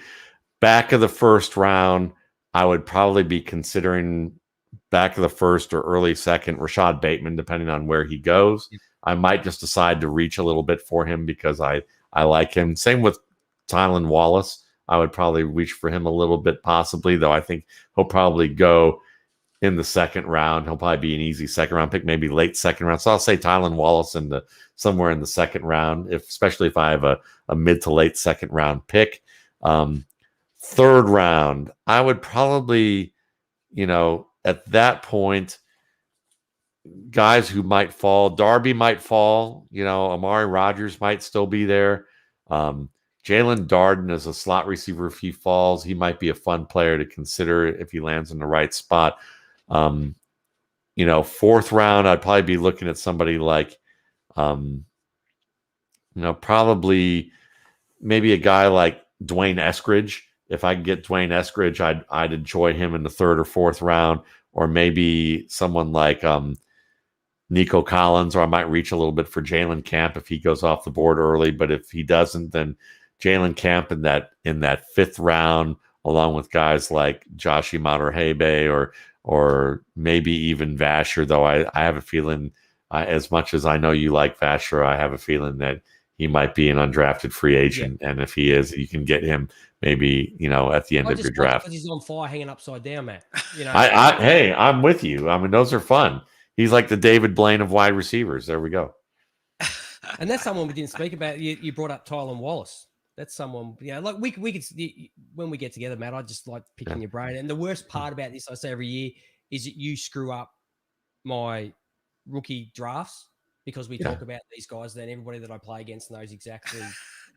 Well, there's a guy. Let me help you out, because there's a guy that you guys know about that this will completely screw up your drafts. There's this guy out of New Mexico by the name of Bob Harris.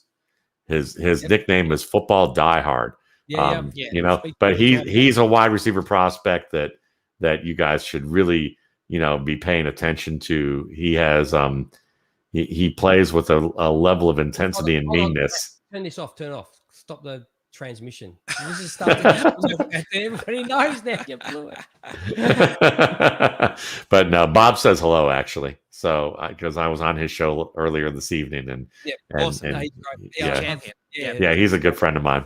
So you talk. It's good. Yeah, Tylan, how did we not bring up him? I'm just looking at what I've written down about him. And it's just like, Jalen Waddle could be the ultimate weapon. So we could talk about a few more guys if you want. Let's talk about Tylan Wallace. I've written down he doesn't mind the physical aspect of the game. He's forced a bit too often to the sideline. A twitched up athlete with quick feet, well balanced through the point of contact. Change the direction with his foot plan, and he's gone. So it's like just one step, boom, change direction, and acceleration out of that one step. He doesn't need another step to accelerate. Great set of hands, ability to climb the ladder for a guy his size. What is he? 5'11", 193. I don't know if that's just about right. That's his actual size. Sets up routes well at the top of his stem. Easily gets separation. My concerns were about his startup speed off the line. He doesn't have breakaway speed. Can be jammed at the line of scrimmage, so he's got to work on all the same things you say about a lot of guys, isn't it, Matt? The same things off the line of scrimmage. I would argue this: if you saw him this year, then you miss the fact that that earlier in his career, he was probably one of the 3 fastest wide receivers in this draft class, because he tore his ACL and he was playing with a brace and tore it, and he was still coming back with that and trying to get a feel for it. He ran a 4.38 40, I believe, at his pro day. But the thing that you might admire about him the most is you talked about the intensity, the willing to go up. The physical play doesn't bother him. He gets downfield in a hurry, all that. He's a blocker who will work across the field to deliver the hit that he needs to deliver. But here's the thing. While recovering from that ACL tear, the second to last game of the season for him, before he would start his workouts for the draft, he got hit in the knee that he had the ACL tear to and injured it. Now, he didn't injure the ACL, but he injured that knee. Now, a lot of players would probably think, there's a bowl game, but I'm about to go pro and I need to be healthy for my workouts. I'm not going to play. I'm going to withdraw. You see that a lot. He played. He even played with that injured knee.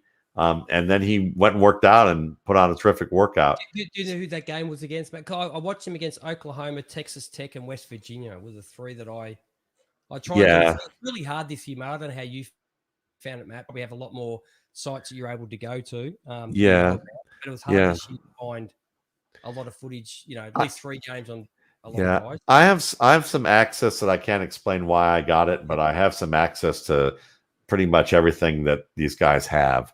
But I don't remember exactly the game, what the bowl game was, because I don't really follow the order of the college season that much. Yep. But yeah, I saw him against UCLA in this past year. I tracked UCLA, USC of this year, and then I watched him in 2019 against Oregon, Oklahoma State, USC, and UCLA, and I watched some 2018 tape as well of him. But if he regains the speed that he had, you're talking about probably one of the 4 to 5 fastest receivers in this class.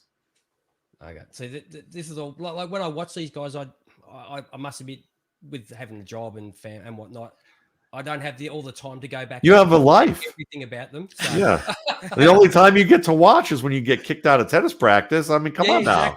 I might drop him off. And this was a good plan, though, for you, I realize. Now you can watch wide receiver talent because, this now we can't have your wife watch this, this part of the tape, because if she does, then she'll be on to you. No fear. Okay. Okay. Good. You're good. All right. We're all good. Maybe you get another one and start, and then they have lessons, and then you can go. We can start doing running back shows as well. Oh, there we go. Running backs are probably we're not too bad with the running backs because we play rugby here. Yeah. The wide receivers is the position that I enjoy. Maybe it's not the quarterback, which is the All-American position, but it is a glory position, the wide receivers, Matt. No, I understand. It's great, and I enjoyed getting a chance to chop it up with you guys when we do this. Do you have anybody else you want to talk about? Oh, geez, Matt.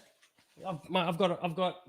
Geez, we've covered except for the top guys, and we don't want to talk about those guys. I'm trying to think who else we can talk about. Let me run a couple past you and see if there's anybody that you watched that I'm curious about. I want to know if you watched Seth Williams out of Auburn.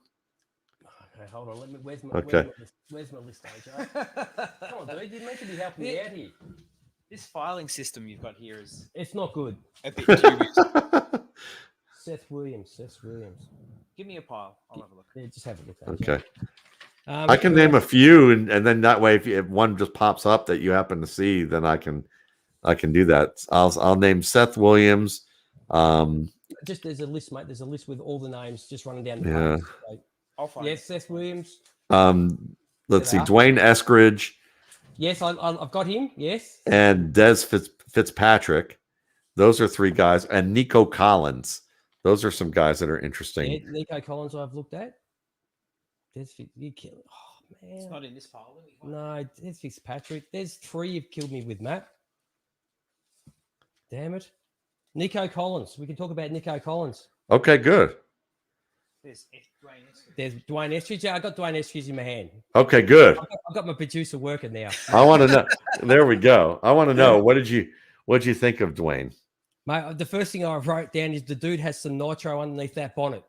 Yeah, there you go. That's a quick footwork off the line with quick acceleration, ability to speed and keep the foot flat to the pedal. I found he's too easily brought to ground. Okay. Yeah. He's blocking is more of an inconvenience to the defenders than anything else. What else have I written? I put down the level of competition too, Matt. You can only play against who you're playing against. Safe hands, tucks away the ball really quickly, which is a good thing. His acceleration and then back to 0, stop start is really impressive. Return usage, so he can be used in the return game, which a couple of these guys that we mentioned, Matt, that we liked were. I'm trying to think. One of them was like 2000. Was it? I don't know if it was Marset. Was like 2018 return player of the year in college football. Yeah, might have been him. If you can scheme him into space, he's dancing on the paint seconds later. I said pro corners would be able to contain him might be able to contain him just to slow up that initial speed. Would need to be coached up to beat press coverage. Very twitched up athlete who can make you pay for for opening your hips too early. So yeah, I like a lot of what you had to say with that, and I agree with a lot of it in terms of the twitchy athletic ability, the ability to secure the ball quickly, what he can do in the open field. There's some things that maybe because the difference in the type of tape we got to watch, because I got to see a lot of more reps as a blocker. This guy is a little punk, and I say that in a nice way. Like he used to play cornerback. He was a 2-way player at Western Michigan, so he played cornerback and wide receiver, and as such, he understands as a blocker how to knock away a defender's reach for him and get his hands inside the body, and he can play with a lot of intensity, and he actually relishes blocking. Like the more you get to see of him, the more you see him, running guys out of bounds, really he's running them into the official, getting under their skin in a way where he will literally wait until the echo of the whistle to release, and usually it's with a shove or some sort of punch or something that's not dirty, but it's this close to being dirty. And then he does it in the first. He does it. You got to walk that line, mate. Let me tell you something. You'll love him because he does this in the first quarter of the game or in the first half until he gets the defender so riled up that the defender now wants to fight him on every play. And then when that happens, he stops being the punk, but he'll just extend the block just long enough that you think he's going to pull a cheap maneuver, and then he just lets go, and then the defender's angry and takes it out on him and gets called for penalties. Happens he plays mind games with defenders really well, and then he starts playing, and then those guys get out of control, and by the fourth quarter he's playing with good technique, and he's literally running these guys off the field or really playing well. Now he has some issues with drops, and the other thing is, as well as he protects the ball, I've seen multiple fumbles in games where the ball gets pulled out of his hands, and I'm a little worried about that because does he have a small grip? Does he have small hands? Is it something where he's just not, even when he's using good technique, he loses the ball a little bit? But there's something about that guy that I think he's going to be one of those guys that teammates are going to love to play with and opponents are going to absolutely hate. There's actually one wide receiver, and I wish I had to put it aside. One of these top guys that I looked at, Matt, and one thing that I noticed about him more than anything, I'll find it while we'll talk about somebody else, is that once he's got the ball, he has no idea, has no awareness of who's around him. Yeah, like to me, if you're a wide receiver, you got to have that third eye. You got to be like a basketball player, very aware of who's around them. I don't know who it was, but he has like seriously the way he carried the ball, he has no idea that, mate. It's not just the people in front of you have to be worried about. But I'll find that way you're talking. But Nico Collins, Matt, I wrote down here. Hand catcher climbs the ladder, shows flexible body control while going up for the ball, ability to adjust during the action of catching. Covers the ground in a quick time. Route tree is limited, but a lot of them are, Matt, and they all get coached up. We spoke about that. Ability to come back to the quarterback, use his size to get between the ball and the cornerback, which is really, you don't see it a lot. There's a few guys that do it well, and Nico Collins does it very well. He puts himself between the defender and the football. Absolutely. I'm with you. I think that when you look at him, he reminds me a lot of Brian Edwards of the Raiders. And I like Brian Edwards.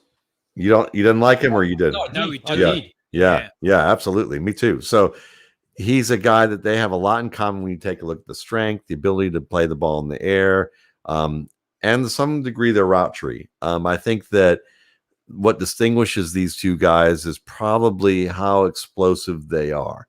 And I think Collins showed more explosiveness in his pro day than maybe some people realized. But I think that he's a guy that has no worse than starter tier speed and short area explosion. And he natural hand catcher too, Matt. Oh yeah. I like. It's not something I have to work on. I don't even think about it. He tracks it like a pro. That's exactly it. And I think that he's quick enough to make people miss. I think he's a guy that Michigan just didn't do a good job getting the most out of him because they haven't been able to get good quarterback play. No. So he's a guy that I think could very well end up on a team where he's not DK Metcalf, but he certainly can be used in a role that's similar to Metcalf and be somewhat productive in it, and then maybe develop into a more complete route runner than what Metcalf is, which will help him then generate starter level production, even if it's never Metcalf's level of production on a small route tree. Yeah, I also like for a guy, 6'4", 215, like he really gets down to that seated position. Yes. He really bends at the hips and gets down. What else? I also wrote down another concern for someone who I just mentioned, his size is brought down a little bit too easily. Yeah, I can see that. It's a concern. Like some of these, you see some smaller guys just run through people, and some of these bigger guys are just, I've done what I need to do, and okay, that's. That's if they can wrap him high, he's going to carry them. But if he gets wrapped low, that's a little bit of a difficulty for him. But in tight traffic, he's a guy, he's going to drop his pads. He's going to get good lean. He'll get some yards after contact, but no, he's not a dynamic open field player. AJ, Des Fitzpatrick, he's in there. He's in there. You found him. Yeah, he's in here. I did have him. So someone else people have talked about is Ben Skowanak. Is that? Oh yeah. Now I just wrote next to him. Just go be a tight end. Yeah, I've got in this wide receiving class, Matt. It's just like, dude, and the tight end class is poor. He's just gonna be a tight end. He's 58th on my board out of 65. Yeah. So I think if he can address the fact that his change of direction is awkward, if he can fix that somehow, then he might be able to become a more fluid route runner, and then the rest of his game could take off. But that's a big issue, so it's not likely to happen. Yeah, I just watched him. I thought, mate, you're a big guy. You move pretty quickly. Now, if you're a tight end, you'd be moving bloody well. Yeah. Just put on an extra 15 pounds to I think he's about around 220, 225 or something like that, man. Yeah. I think. Just get up to 235, dude. You're 6'3". He's not even going to be able to block, though. If he can't bend, he's not going to be able to bend as a blocker either. Yeah. So. Yeah, you probably, if he was smart and you look like, okay, these are the guys in the country that are wide receiver, and these guys are pretty good. I'm probably not going to make it. Maybe I'll spend the next couple of years learning how to block. Well, Notre Dame has a good sales program in their business school, so maybe he can maybe he studied business and maybe he'll have a nice career in insurance sales or something like that. So let's who else we got down here, Matt? What about Equanimous St. Brown's brother? Oh yeah, Amon-Ra. Amon-Ra. Well, Amon-Ra. other than that, the fact that it seems like his father is like the new age Marv Marinovich. I don't think he's that bad in terms of what Marv did. But certainly there's a lot of interesting rules and things that they made that family do. Like, and his mom, I think they only speak to them in German. When they're in the house, and like, the eating habits and all of the hardcore stuff, which might make them very successful in life. It depends, as long as it wasn't like something where they're going to rebel as soon as they get out on their own. But Amon-Ra St. Brown reminds me of like maybe a slightly higher end version of Sterling Shepherd, which to me is kind of like the equator version of like, it's kind of the dividing line between guys who will start in the league and guys who have the ability possibly to start but need work to do or won't start at all. He's that dividing line of that. And he's a good route runner. He can go up and win the ball. Yeah, way better than his brother. When I was watching, I thought you're better than your brother. Yeah, he's definitely better than his brother. I didn't understand Equanimous St. Brown. That was one where I was like, I remember Mike Mayock loved him, and I was thinking, yeah, I just don't see that one. That one's a little weird to me. And everybody had him in their top 5, and I think I had him outside my top 20 that year. If I remember correctly, I might be wrong, but he was definitely a lot lower. Equanimous St. Brown can bend. He can run the routes in zone and in man-to-man coverage. He doesn't have great speed, but it's better than average, I would say. And so it's enough that he can get downfield, win the ball. He can run a little bit after the catch. He's tough. But to me, it's like he does everything pretty well, but nothing spectacularly. And you want something that can be kind of an edge for you, a mismatch ability in some area, and he doesn't really have that. So it's kind of like, yeah, you can play him in the slot probably, and he'd be good. You can play him in flanker, he'd probably be pretty good. But is he someone that that is going to really be anything more than like your second or third read in an offense on a regular basis? And I think the answer is no. All right, there's 2 guys we haven't spoken about in your top 10, Matt. Kadarius Toney. That's right, Tony, out of Florida. He's getting a bit of buzz. He is. He's like Golden Tate. Think about the fact that, with Golden Tate, put him in the middle of the field, let him run out of the slot, get him into space. Very good runner when he was with Detroit, 90 to 100 catches, 1,100, 1,200 yards for a few years at least. He can deliver that. He can play a little bit outside because he has the speed. He tracks the ball better than Tony, than Golden Tate did. He uses his hands better. But he kind of runs outside his frame a little too much. His legs get a little too wide outside his frame, so he slips in routes. He slips when he's trying to make changes of direction. And I'm afraid that he might get himself hurt landing awkwardly at one point or the other because of the fact that his legs get too wide from his frame when he's running. He's got to fix that a little bit. That's the biggest issue I have with him. Yeah, I wrote down here that his quick area is dynamic in the short area. Like, damn, but he gets run like he's not a deep speed. Like you look at that speed in close and you go, man, that guy's got some serious speed, but like on a long run, mate, it's not there. He's got a certain amount of speed and a certain amount of area, and then that's it. Yeah, which is okay in the middle of the field because against safeties and linebackers and with that contact balance all day. But yeah, asking him to play outside, he's going to need help with the play action game to be able to get deep on guys. And I watched 3 games. I didn't see him drop the ball once. Yeah, he tracks it well. Yeah. And it's unusual you said about like he's going to get injured because of his wide running stance. I actually said that when he gets tackled, he does something unusual that he drops his head like he's trying to duck underneath a punch like a boxer with no idea how to keep his eyes on his opponent. Like if you you're taught to box, you duck it, but you keep your eyes on your floor. You're dropping your weight in order to duck. Yeah. He you squat. He looks down at the ground. Yeah, and you exactly. And when you know from rugby, I mean, if you don't hit with your head up, with your pads up, and uppercut through, or at least have your head up, the minute you get hit, you go to the ground, and you don't want to land on your head either, and you don't want to hit your head into somebody when you're going forward. Unfortunate, when from the Pittsburgh Steelers, Shazier.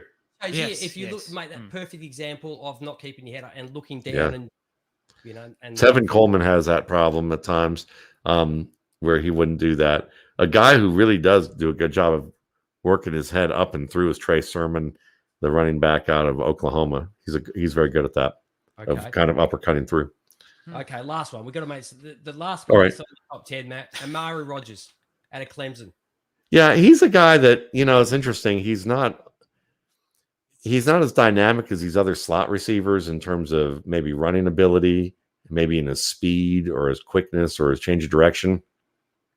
But he can run. He's fast enough to win outside. He can win contested plays. He's a smart runner. He's an efficient runner. He has enough power to be able to at least, push a pile or to be able to drag defenders a bit. You can use him in space and he's going to get yards for you. He's not as exciting as the other players, but I think he's more consistent as a pass catcher, as a route runner, and more versatile inside and outside. Yeah, I've written down here that he's one of these guys that sort of becomes like a running back once he's caught the ball. Good change of direction. I wrote down here, he shows intelligence. He knows where to be in the opposition's defense. He knows where the soft spots are. Like it's almost like he knows the plays that are being called by the D, and he knows where to go straight away. Yeah, it's not like he finds himself there and go, "Oh shit, I've found myself in this position," and I'll turn around and look at the quarterback now. Like he already knows where he's going. Yeah. I think his best work's done after the catch. You could see him being like on a team with Houston if Deshaun Watson actually plays this year, and with what he's going through. But if he's still in Houston and still starting on opening day, you could see he would fit in that type of a system pretty well. And the only other thing I said is maybe his contested catching, Matt, in the pros will get found out a bit more. Maybe. I liked what I saw from him in that department. So we'll see. I mean, it's, let me see. Let me look at what I tracked with him, because I wonder how much I actually saw with Amari Rodgers. Where are we here? There we go. That's one of the features of the RSP this year, of kind of showing some of the tracking. Right now I have him with contested catches versus contact. Yeah, might be found out a little bit more. You're right, because I'm at 60% of the general targets, like versus contact. He was at 60%. Now pinpoint, he was at 100%.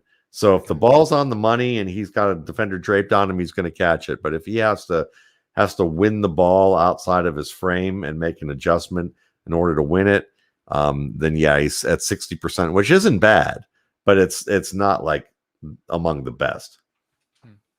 That's it, Matt. We can't do any more. And mate, if we talk about any more, we're talking about guys that we might not even see. They'll turn up on rosters possibly, and they're going to be. Do we want to talk about guys at number 4 on a fantasy on an NFL team, and that way you're not even putting them in your fantasy lineup? See, there you go. Anybody else? I think we've covered a fair few, Matt. I mean, I think we've done a pretty good job of it. I mean, there's some other guys we probably could talk about, but I think most of them are fairly, in the top 20, 25 who, but it's nothing that I think the guys you brought up were great. And I think that they're different than what I've had to talk about during this week. So it was refreshing in that sense. Oh, well, that's great, Matt, that you say that. That's good. Yeah, because I know that you always bring it no matter who you're talking to, but I don't know, Mark. How many times can I talk about the same guy? Yeah. Yeah. Right. Yeah. So I try to help that out, but I know with you guys, I know it's good because you're going to you've got your notes and we could, I mean, you've got your notes and you've been looking at these guys, and it's fun to hear you see what you're talking about and the way that you phrase stuff and the way that you see things. And then I got to go back and look through my notes while you're talking and go, okay, what did I see again with this guy? Because I've been talking, Who talks about colors of football jerseys making someone look quicker? What the fuck is but I like that, and it's thoughtful. It is actually thoughtful. I actually think it's a real thing.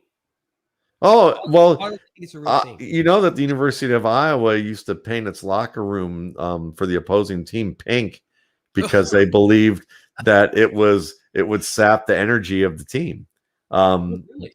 And yeah, that psychologically a pink room kind of like saps the energy, makes you tired or you get lethargic on some level.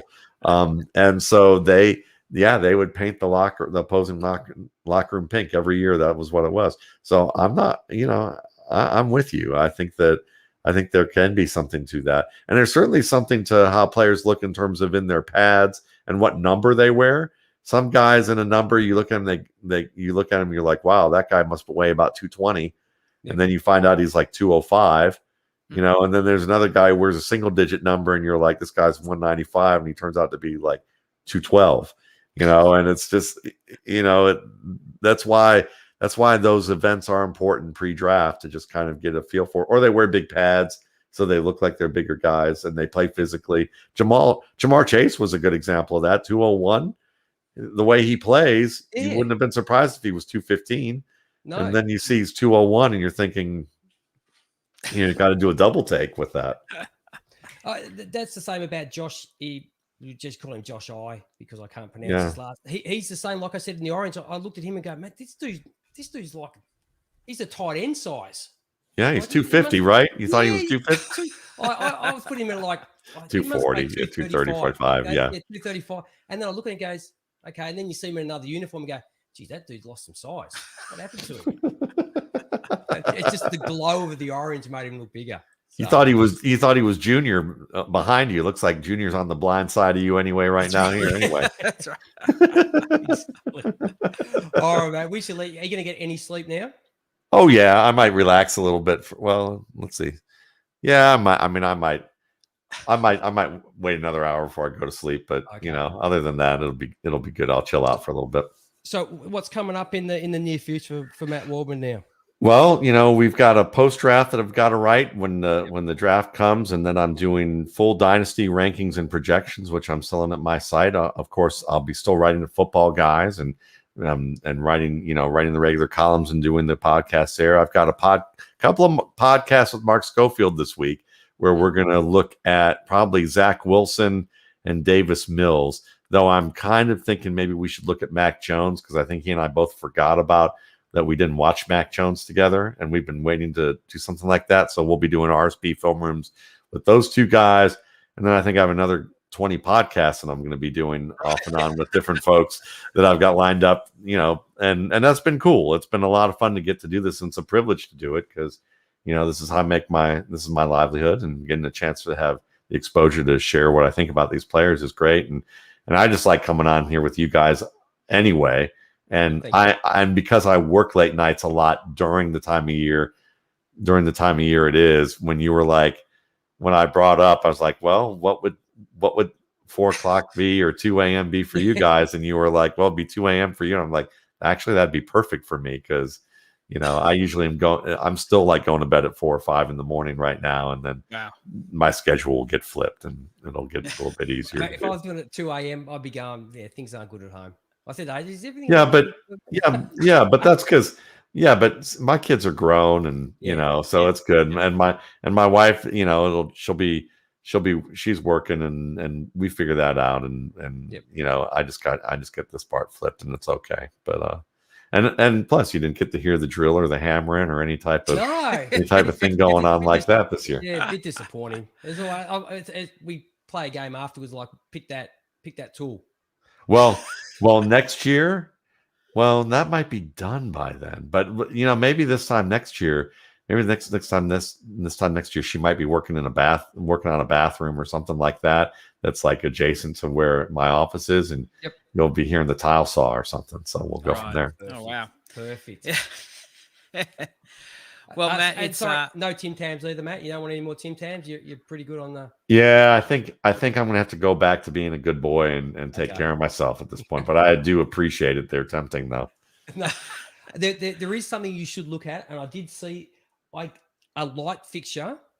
Have you seen the light fixture that's the Raven, or it's like Is it really? Yes. Oh, I'll send it through to you. I thought, mate, how do we get one of those for Matt for coming on? And it just holds the cord of a light like a globe. okay. It looks exactly like your photo on your Sweet. Send me what that looks like, and I'll see. I'd love to check that out. No worries. All right. Well, AJ, you can. Yeah, I was going to say thank you so much for your time, Matt. You're very generous with your time, and we do obviously we enjoy. And I'm just going to give a plug for your podcast, your RSP Film Room, which is fantastic. If you want to get a bit of a closer sort of insight to the process and the way you sort of think and like to sort of break down plays, etc., the Film Room is a wonderful thing, and I highly recommend it. And we're hearing you on lots of pods at the moment, which is great as well. As I said, in the Audible and all other places that you have your content. But we appreciate your time. Thank you so much for everything you do. And mattwaldmanrsp.com. That's where you get the golden ticket. There you go. Hey, listen, thank you guys very much. And I look forward to us doing this again. Absolutely. Awesome. Thanks, Matt. Thank you. All right. Thank you. Absolute pleasure. And kind of odd for us to be doing it at this time of the day. I think I look at another 3 guys now. Yeah. Bloody hell. I thought I did well. And bring on the draft. I mean, that's the great thing about learning all of these names is that come draft day, you're not thinking, who's that guy? Yeah. But all the way into day 3, you'll be thinking, that's interesting. I know this guy. Yeah. Okay. What about that one? I like this bloke and no one's picked him up. Same. Obviously, teams don't have no idea what they're doing because I liked him. Yep. Or Hakeem Butler. Hakeem Butler drops and drops. And there's something we have to do, Matt. We probably have to get on before, and talk about the guys that didn't work out. Yeah. The Hakeem Butler's a good one. Yeah. If you're on Twitter, I get reminded of that on a regular basis. So I get reminded in all the fantasy teams that I've got and the guys I play against. I either get the folks who are still holding out hope because they just believe in that it may happen. And it could, we'll see, but most of the time it's like somebody will compliment me on something. Somebody go, well, what about Hakeem Butler? I'm like, yeah, I missed on him most likely. So there you go. Won't be the last time. Wasn't the first time. Of course. So that's how it goes. Absolutely. All right. Well, we'll let you go, but thank you so much. And bring on the draft. Draft. And cheers, Matt. Thank you. Thank you. All right. We'll let you get some, I'll soon get some sleep, but. No, I appreciate it. It's just, I don't know. I can feel that I'm getting a little bit tired after all. So AJ's really shit at rapping shows up. Matt, I am terrible. So we'll just end it's okay. But y'all, it's funny. I like hanging with you guys and you're funny. It's so funny. I loved how you're like, you missed half of this list. That made me laugh. That was awesome. So you got all your papers with you and you're like, you got these 5 wrong. I'm like, this is great. I like being on shows like this. I must confess, sometimes it's my pet hate when I hear you on a pod and the hosts will say, "Oh, we've got Matt Waldman. So Matt, tell us about Jamar Chase," and it's just straight to business, and it's kind of boring as well because it's just like, "Well, tell us about X." Yeah, Yeah. The other day I did a show and somebody asked me in advance for players, and then I had already talked about them enough, so I was like, "Can I make an audible and pick some different guys?" They're like, "Yeah, sure." I was like, "Good," because I've already talked about them 3 times, and I'm trying to I want to share all the podcasts that are on, and I try to spread the bar apart a little bit. But when I post 4 in a row, and if I'm talking about the same guys on all 4, what can I say positive about the podcast about what we talked about unless we do something different? Fortunately, it hasn't been that way this year. Too much. There's one of the better podcasts I was on too was this Bear-centric podcast called the Tape Never Lies Network, the Keeping It 100 podcast, and that was some funny stuff. Now the podcast was 3 hours long. What they do, I was on it for about an hour and a half. But so it's like a Joe Rogan podcast. Yeah, it's a lot like that. But it was fun, and those guys were funny. They were funny, and we had good conversations about quarterback play, and we talked a lot about quarterbacks in that particular one. But yeah, all in all, nice. Keep it different. Exactly. Yeah. All right. Go. Wrap it up, AJ. Yeah. All right. We're gone. See you, Matt. Bye. Yeah. Thanks, Matt. Till next time. Take it easy. Alrighty. And anytime, let me know. Yeah, lovely. Thank you, Matt. That's really awesome. Appreciate it. Absolutely. It might even be good to touch base. Here we go. After the draft. Yes. Yeah, that'd be good. Obviously, guys we spoke about. Your schedule is going to be very busy after the draft. Let me know. That's and obviously after the post-draft RSP has dropped, because prior to that you'll be pretty busy, I imagine. But it might be nice just to have a chat post-draft. Yeah, and we can talk about how teams got it wrong, Matt. That sounds good. And we could talk about a couple other positions too, now that we know where they went. Yeah. I mean, G might not like that. Yeah. But. Don't do I have no idea about quarterbacks. Like that's a position that's just. Nor do GMs. Yeah, nor do GMs. Yeah, none of us do. It's so tough. But there we go. But yeah. All right. Well, good. All right. Sounds good. All right. All the best, Matt. Give him a follow at Matt Waldman and check out the RSP. And yes, I'm terrible at wrapping up. So let's finish this. All right. Cheers, Matt. Thanks, Matt. Thank you. See you later.